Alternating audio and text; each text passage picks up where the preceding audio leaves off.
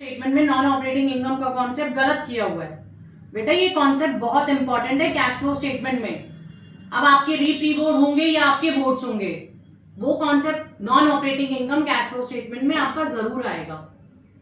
तो अब आप समझिए ध्यान से कि what is the concept of non operating income while preparing cash flow statement.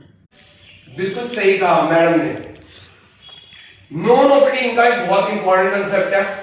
Non operating income क्या होती है बेटा?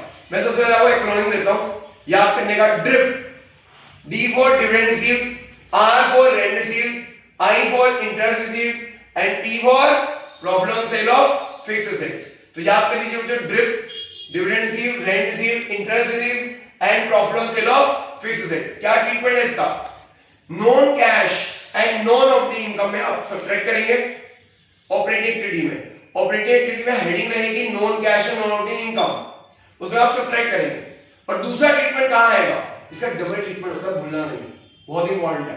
ये ऐड होता है इन्वेस्टिंग एक्टिविटी में। ये तीन चीजें, dividend receive, rent receive, interest receive, ये तीन चीजें आपकी ऐड होगी इन्वेस्टिंग एक्टिविटी में।